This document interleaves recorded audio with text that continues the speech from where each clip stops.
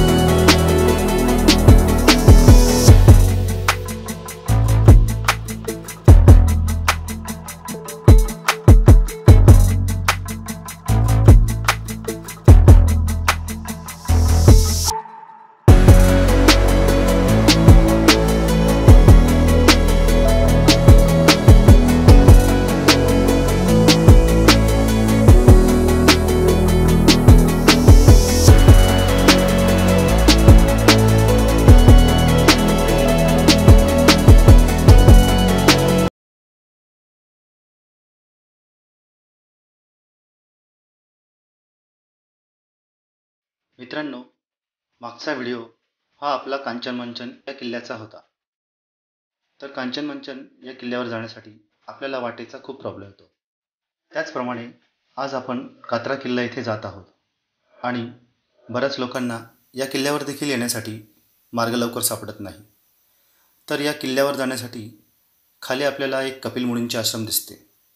हे आश्रम आपल्याला किल्ल्याकडे जाताना आपल्या डाव्या बाजूला ठेवून उजव्या हाताने वर चढाई सुरुवात करायची आहे। शेजारी असलेल्या डोंगराला ट्रॅव्हर्स मारत पुढे जाताना आपल्याला एक घळ दिसते। या घळीपर्यंत आपल्याला पोहोचायचे आहे। येथे आम्ही नवीन येणाऱ्यांसाठी काही मार्क्स केलेले आहेत। त्यांना फॉलो करत आपण वर चढाई करावी आणि दोन्ही डोंगरांना जोडणाऱ्या खिंडीजवळ आपल्याला पोहोचायचे आहे।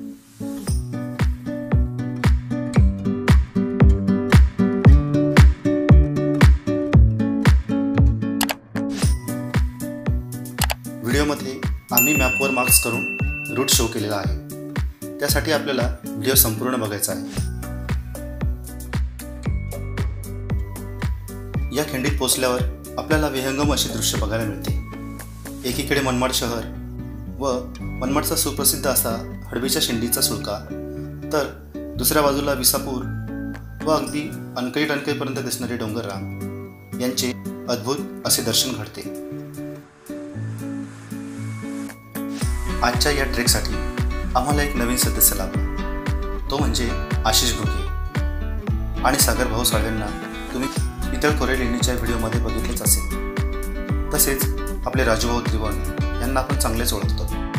कात्रा किल्ल्याच्या कात्रकड्याच्या खालच्या टप्प्याकडून समोर पश्चिमेस चालत असताना आपल्याला या गणेरीच्या काटेरी जंगलातून जावे लागेल। चालत असताना आपण बरोबर जात आहोत की नाही असे वाटेल, तरीही समोरच चालत जायचे आहे।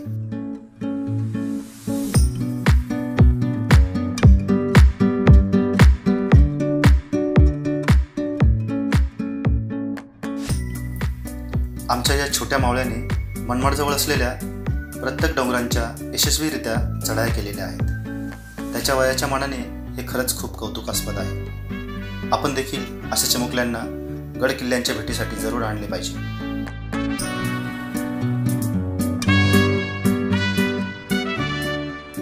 पुढील वाट ही जरा निसरडी आहे, म्हणून आपल्याला जरा काळजी घ्यायची आहे.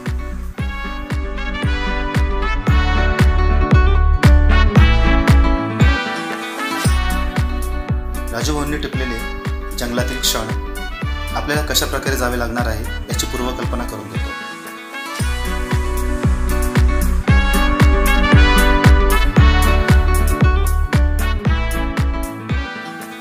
बघता बघता आपण किल्ल्यावर जाणाऱ्या मुख्य घळीजवळ पोहोचतो.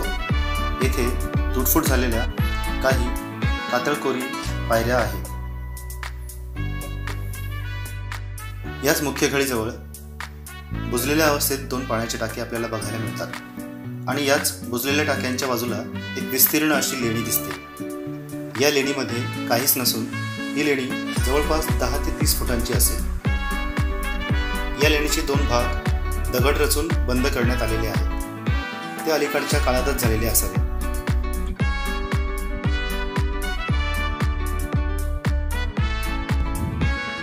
तर मित्रांनो, आपण आता कात्रा किल्ल्याच्या गडमाथ्यावर पोहोचलो आहोत आणि खाली ज्याप्रमाणे मी बोललो होतो आपल्याला की आजचा ट्रेक हा खूप खास होणार आहे.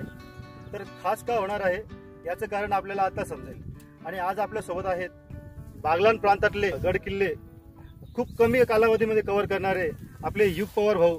त्यांचं यूट्यूब चॅनल आहे ऑसम युग. आणि मित्रांनो, आपण यांच्या चॅनलला जास्तीत जास्त लाईक करायचं आहे, शेअर करायचं आहे आणि सबस्क्राईब करायचं आहे. तर मी सागर भाऊंना विनंती करतो की आपण पुष्प देऊन त्यांचे स्वागत करावे आपल्या मनमाड नगरीमध्ये. युग भाऊ पवार यांचं आमच्या मनमाड नगरीमध्ये ईश्वर ब्लॉग तर्फे खूप खूप हार्दिक स्वागत. Thank you so much. धन्यवाद, मनपूर्वक धन्यवाद सर्वांचे. म्हणजे खरंच शब्द नाही माझ्याकडे तुमच्या करता. खूप भारी वाटलं असं काहीतरी होतंय.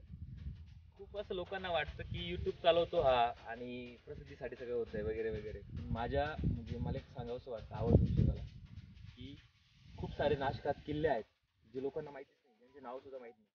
आणि माझ्या रूपातून जेव्हा लोक बघतात हा किल्ला पण आहे, या नावाचा पण किल्ला आहे ना, आमच्या इथे होता, आमच्या इथे तो येऊन गेला. ह्या गोष्टी जेव्हा ऐकतो ना तो एक वेगळाच आनंद असतो. हे किल्ले एक्सप्लोर करणं, ते लोकांपर्यंत पोहोचवणं हा माझा येतो. यूट्यूबकडनं मानधन मिळतं असं वाटतं खूप लोकांना की खूप पैसा वगैरे भेटतो. यूट्यूब काही देत नाही. तुम्ही अपेक्षा पण ठेवू नका. यूट्यूब चालवाल मग तुम्हाला पैसे भेटतील हा हेतू आधी पण नव्हता, आता पण नाही. सांगायचं काम एवढंच आहे की लोक जसं ट्रॅव्हलसाठी किंवा टुरिझमसाठी फक्त पुण्याला ओळखतात, औरंगाबादला ओळखतात, मुंबईला ओळखतात, त्या स्वरूपामध्ये नाशिकचा एवढा मोठा ऐतिहासिक खजिना आहे हा लोकांपर्यंत पोहोचावा हा हेतू होता. आणि खूप छान वाटलं मला. म्हणजे पहिली भेट आहे आणि इतकी अशी काय म्हणतात त्याला अविस्मरणीय अशी भेट आहे. धन्यवाद तुमचं सर्वांचं. धन्यवाद तुमचंही आमच्या मनमाड नगरीत आल्याबद्दल.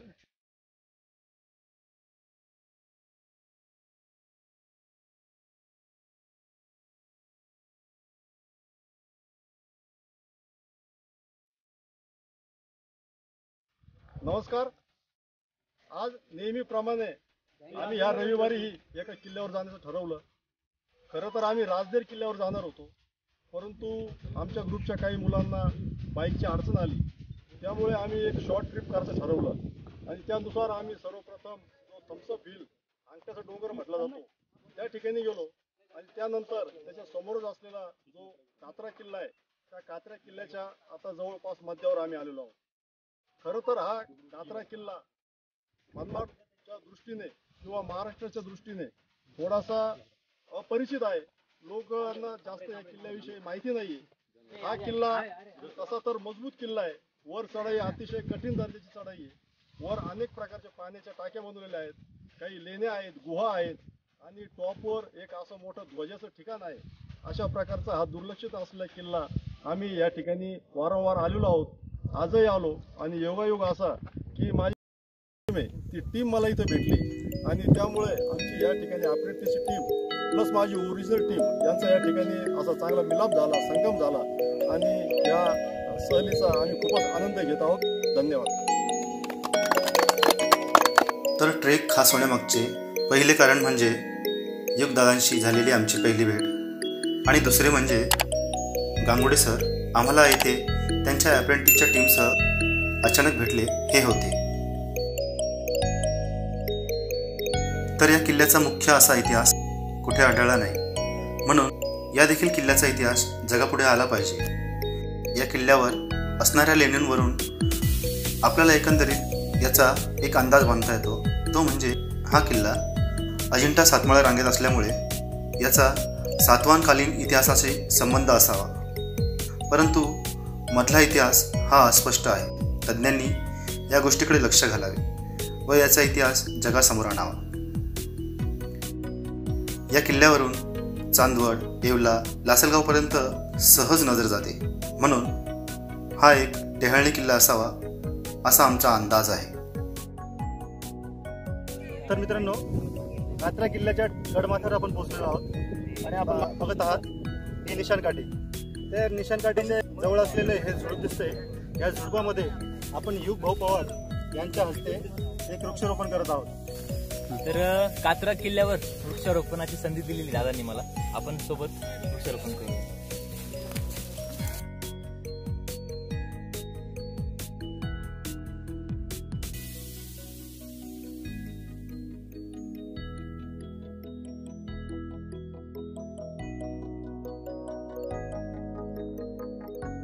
मित्रांनो, आपण पावसाळ्यात अनेक ट्रेक करतो, निसर्गाचा आनंद देखील घेतो. परंतु या निसर्गाला आपण काही देणे लागतो. म्हणून शक्य असल्यास जेथे आपण जातो तेथे निदान एक वृक्ष किंवा बीजरोपण करावे आणि बाकीचे काम निसर्गावर सोडा. तो आपोआप आपले काम पूर्ण करेल. निदान एवढे तर आपण करूच शकतो. या किल्ल्याच्या गडमाथ्यावर आपल्याला काहीच अवशेष बघायला मिळत नाही. वर केवळ एक निशाणकाठी व एक व्यक्ती बसून साधना करू शकेल अशी एक छोटी खोदून बनवलेली एक खोली होती. ती देखील आता पडझड झालेली आपल्याला बघायला मिळते. तसेच किल्ल्यावर कुठल्याच प्रकारची तटबंदी आपल्याला बघायला मिळत नाही. गडमाथा बघून झाल्यावर आपण खालच्या टप्प्यावर येतो. या टप्प्यावर एक लेणी आहे, ती आम्ही आत्ता बघितली. या लेणीसमोर एक छोटे पाण्याचे टाके आहे. ही लेणी आपल्याला वरून दिसत नाही, जवळ गेल्यावरच दिसते. लेणीला 2 दगडी खांब आहेत जे लेणीला आधार देतात. ही लेणी 10 बाय 20 फुटांची असेल.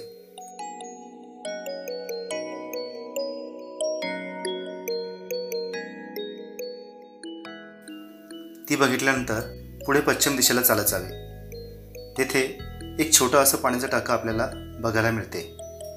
ते बघत त्याच दिशेने पुढे गेल्यावर आपल्याला याच माचीवर तब्बल 4 ते 5 बुजलेल्या अवस्थेत असलेले पाण्याचे टाके दिसतात,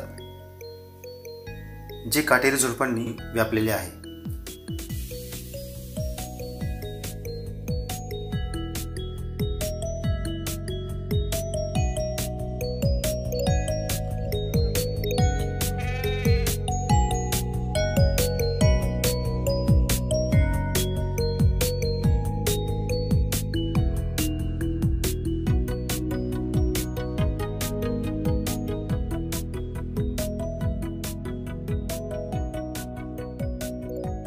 गांगुडे सरांची किल्ल्यावर अचानकपणे झालेली भेट आणि युगदादांची आपली ही पहिली भेट कायम स्मरणात राहील. युगदादांना भेटून खूप चांगले वाटले.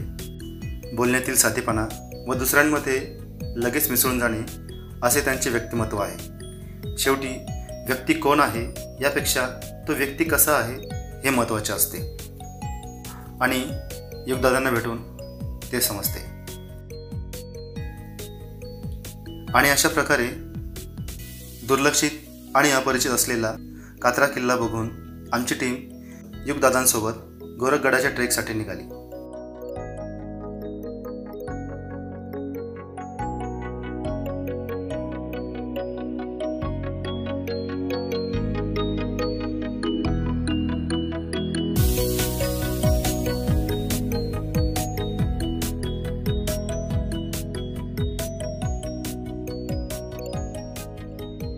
आजचा हा व्हिडिओ आपल्याला कसा वाटला ते नक्की सांगा आणि व्हिडिओ आवडला तर लाईक देखील करायला विसरू नका आणि शेअर करायला सुद्धा विसरू नका.